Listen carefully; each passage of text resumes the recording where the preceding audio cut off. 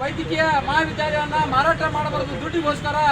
ಇದು ವಿಜಯಪುರ ಜಿಲ್ಲೆಯ ಬಡ ಮಕ್ಕಳಿಗೆ ಇವತ್ತ ವೈದ್ಯಕೀಯ ಶಿಕ್ಷಣದ ವಂಚಿತರಾಗ್ತಾರೆ. ಆ ಕಾರಣಕ್ಕಾಗಿ ಯಾವುದೇ ಕಾರಣಕ್ಕೂ PPP ಮಾದರಿಯಲ್ಲಿ ಮಾಡಬಾರದು ತಿಳ್ಕೊಂಡು ಹೇಳಿ ಒಂದು ಹೋರಾಟ ಸಮಿತಿ ವತಿಯಿಂದ ಇಡೀ ವಿಜಯಪುರ ಜಿಲ್ಲೆಯ ಬೆಂಬಲದೊಂದಿಗೆ ನಾವು ಧರಣಿ ಸತ್ಯಾಗ್ರಹವನ್ನ ಪ್ರಾರಂಭ ಮಾಡಿದೆ. ಧರಣಿ ಸತ್ಯಾಗ್ರಹವನ್ನ ಇವತ್ತಿಗೆ 77 ದಿವಸ ಆಯ್ತು.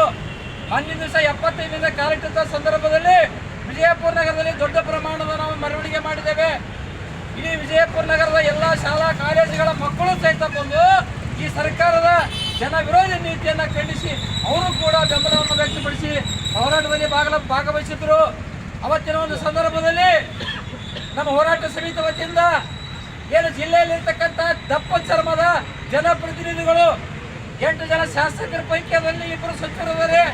ಅದರಲ್ಲಿ ಮತ್ತೆ 3 ಮಂದಿ ವಿಧಾನ ಪರಿಷತ್ತಿನ ಸದಸ್ಯರು ಇಷ್ಟೆಲ್ಲ ಇದ್ರೂ ಕೂಡ ನಮಗೆ ಇವತ್ತು ಹೋರಾಟಕ್ಕೆ ಕಿಮ್ಮತ್ತು ಕೊಡ್ತಾ ಇಲ್ಲ ತಿಳ್ಕೊಂಡು ಹೇಳಿ ನಮ್ಮ ಹೋರಾಟ ಸಮಿತಿ ವತಿಯಿಂದ ಅಂಬೇಡ್ಕರ್ ವೃತ್ತದಲ್ಲಿ ಅವರ ಪ್ರತಿಕೃತಿ ದಹನ ಮಾಡಿದೇನೋ ಅಂತ ಅಂದ್ರೆ ನಮ್ಮ ಪಾಲಿಗೆ ಸತ್ತು ಹೋಗ್ಯಾರ ಅಂತ ಹೇಳಿ ಆ ಒಂದು ದ್ಯೋತಕವಾಗಿ ಇವತ್ತು 3ನೇ ದಿವಸ ನಾವು ವೇದಿಕೆ ಮೇಲೆ ಒಂದು ಶ್ರದ್ಧಾಂಜಲಿ ಕಾರ್ಯಕ್ರಮ ಮತ್ತು ಪಿಂಡ ಪ್ರದಾನ ಕಾರ್ಯಕ್ರಮವನ್ನ ಮಾಡ್ಬೇಕಂತ ತಿಳ್ಕೊಂಡು ನಾವು ತೀರ್ಮಾನ ತಗೊಂಡಿದ್ದೇವೆ ಸಮಿತಿ ವತಿಯಿಂದ. ಆದರೆ ನಿನ್ನೆ ನಾವು ಘೋಷಣೆ ಮಾಡಿದ ಪ್ರಕಾರ ಪತ್ರಿಕೆ ಮತ್ತು ವಿಡಿಯೋದಲ್ಲಿ ವೈರಲ್ ಆಗಿದ್ದ ತಕ್ಷಣ ಪೊಲೀಸ್ ಇಲಾಖೆಯವರು ಎಚ್ಚೆತ್ತುಕೊಂಡು ಅವ್ರಿಗೆ ಪೊಲೀಸ್ ಇಲಾಖೆಯವರಿಗೆ ಮಾನ್ಯ ಜಿಲ್ಲಾ ಉಸ್ತುವಾರಿ ಸಚಿವರು ಅವರಿಗೆ ಸೂಚನೆ ಕೊಟ್ಟಾರತ್ತವ್ರಿಗೆ ಒಂದು ವೇಳೆ ಇಲ್ಲಿ ಹೋರಾಟಗಾರರು ನಮ್ಮ ಪಿಂಡ ಪ್ರದಾನ ಮಾಡಿ ಶ್ರದ್ಧಾಂಜಲಿ ಅರ್ಪಣೆ ಮಾಡಿದರೆ ನಿಮ್ಮ ಮೇಲೆ ಕ್ರಮ ಕೈಗೊಳ್ತೇವೆ ಮತ್ತು ಈ ಪೆಂಡಾಲನ್ನ ಕಿತ್ತಿಸಬೇಕಾಗ್ತದೆ ತಿಳ್ಕೊಂಡು ಹೇಳಿ ಪೊಲೀಸ್ ಇಲಾಖೆಯವರಿಗೆ ಸೂಚನೆ ಕೊಟ್ಟು ಇವತ್ತು ಹೋರಾಟಗಾರರಿಗೆ ಇವತ್ತು ಹತ್ತಿಕ್ಕುವಂತ ಕೆಲಸ ಮಾಡಿದ್ದಾರೆ.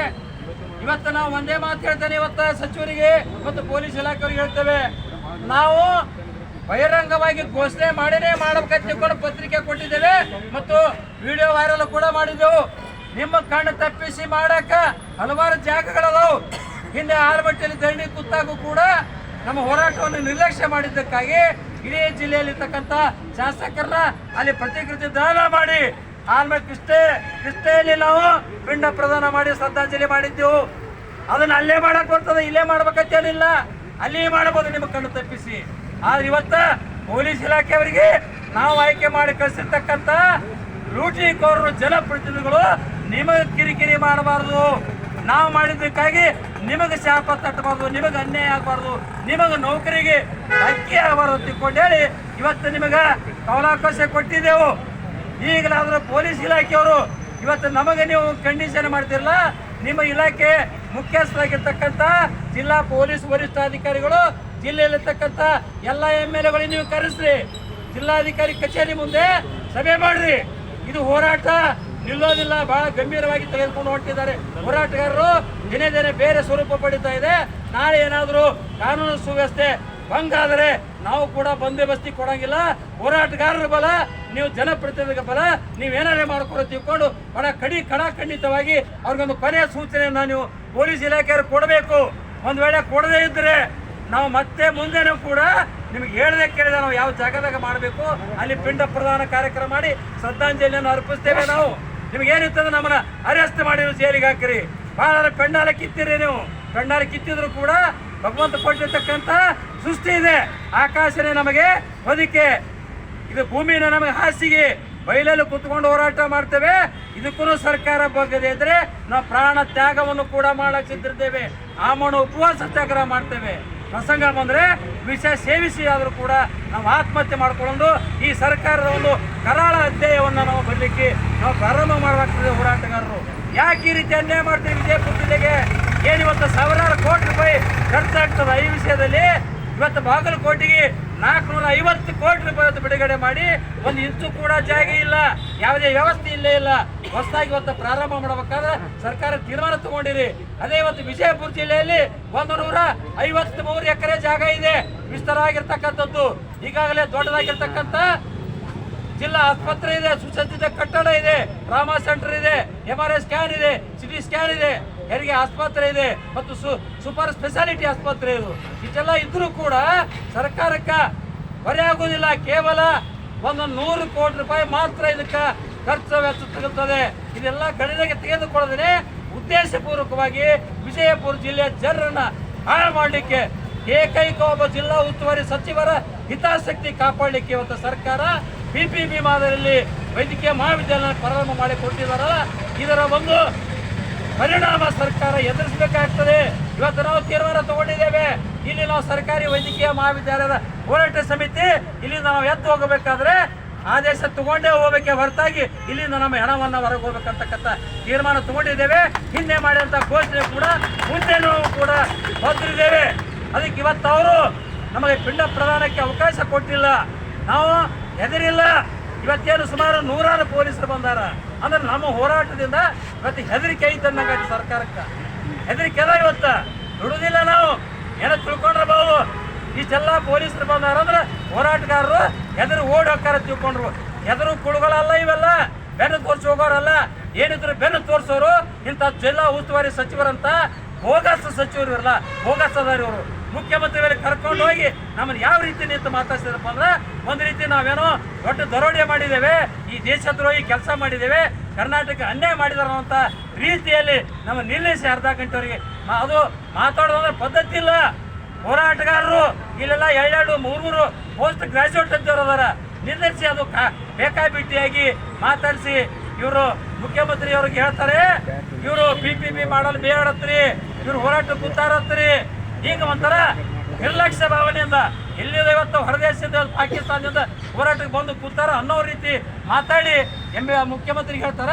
ಕೊನೆಯದಾಗಿ ಅವರು ಮುಖ್ಯಮಂತ್ರಿ ಏನಂದ್ರು, ನೋಡಪ್ಪ ನಮಗೆ 100 ಕೋಟಿ 500 ಕೋಟಿ ಕೊಡೋಕ್ಕಾಗೋದಿಲ್ಲ, ಸರ್ಕಾರಕ್ಕೆ ದುಡ್ಡಿಲ್ಲ ಅಂತ ಹೇಳಿದ್ರು ಮಾನ್ಯ ಮುಖ್ಯಮಂತ್ರಿಯವರು. ಅದಕ್ಕೆ ನಾವು ಪ್ರತಿಯಾಗಿ ಹೇಳಿದ್ದೇವೆ.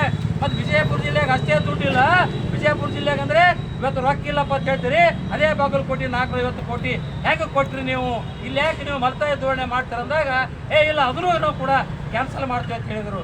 ನಾವು ಬೇರೆದವ್ರಿಗೆ ಕೆಲ್ಲ ಹಾಕೋದಿಲ್ಲ, ಅದು ಆಗಲಿ, ಅವರು ನಮ್ಮವರೇ. ಅದು ಕೂಡ ಹಿಂದೆ ನಮ್ಮ ಒಂದೇ ಜಿಲ್ಲೆ ಇತ್ತು ಬಾಗಲಕೋಟೆ, ಅವರು ನಮ್ಮ ಅಣ್ತಂಬರೇ, ಅವ್ರಿಗೆ ಅನುಕೂಲ ಆಗಲಿ, ಅದನ್ನು ನಾವು ಬೇಡ ಅನ್ನಂಗಿಲ್ಲ. ಅದನ್ನು ನಮಗೆ ಅದೇ ರೀತಿಯಲ್ಲಿ ಹೆಂಗೆ ಮಾಡಿದ್ರಿ ಅದಕ್ಕೆ ನಮಗೆ ಕೊಟ್ಟಂತ ನಾವು ಹೇಳಿದ್ರೆ ಉಡಾಪೆ ಮಾತಾಡಿದ್ರು. ಒಬ್ಬ ಮುಖ್ಯಮಂತ್ರಿಯಾಗಿ, ಮುಖ್ಯಮಂತ್ರಿ ಅಂದರೆ ಜನರಿಂದ ಆಯ್ಕೆ ಆಗೋದಂಥವ್ರು ರಾಜ್ಯದ ದೊರೆ ಅಂತಂದರೆ ರಾಜ ಅಂತ ಹೇಳ್ತಾರೆ.